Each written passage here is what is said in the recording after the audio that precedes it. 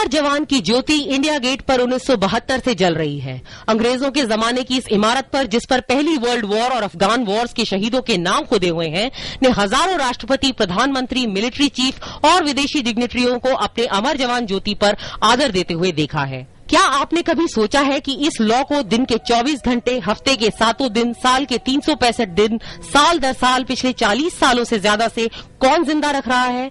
वो चंदर सिंह बिष्ट है, रक्षा मंत्रालय का एक रिटायर्ड सिविलियन, जिसने इस लॉ की हिफाजत की है और सींचा है तब से जब से ये पहली बार जलाई गई थी, 1971 की पाकिस्तान के खिलाफ जंग के बाद।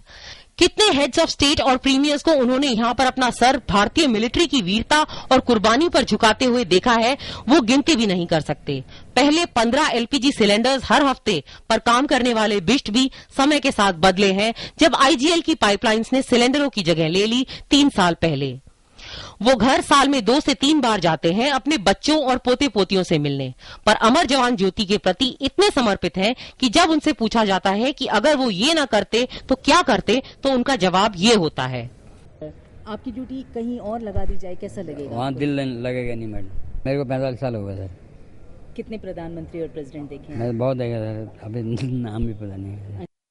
80 साल के बिष्ट को एक प्राइवेट फर्म के एक इंजीनियर लॉ के बर्नर और वॉल्व्स की मेंटेनेंस में मदद करते हैं। बर्नर में कोई फॉल्ट है, कुछ हो तो उसमें आके ये पाइपलाइन नीचे से आ रहे और ऐसे यहाँ पे साल का कॉन्ट्रैक्ट हमने दे रखा है, इसलिए अगर कोई बीच में बर्नर बंद हो गए, वो बर्नर निकाल के साफ करना हमारा काम है। और ऐसे 26 जनवरी, 15 अगस्त, 26 जनवरी में टॉप में भी एक ज्योति चलती है 3 दिन के लिए, वो भी उनका भी मेंटेनेंस हमारे है। अगर ऐसे उसमें बर्नर ये लगा हुआ है, अगर ऐसे उसी के हिसाब से गैस कितने कैपेसिटी बर्नर के लिए चाहिए, उसके हिसाब से हम वाल दे रखा है इसमें, वो वाल कंट्रोल करके उसमें हिसाब से चलेगा। राधा कृष्ण पिल्लई ने भी वक्त को बदलते देखा है, पर ये सवाल अमर जवान ज्योति की लॉ, इनकी रसोई की लॉ जलाए रखने का नहीं है। इन दोनों का गौरव अपने काम के लिए, जिसे वो एक बहुत बड़ी जिम्मेदारी की तरह लेते हैं, उनके अंदर वो मशाल पैदा करता है जो इस काम के लिए जरूरी है।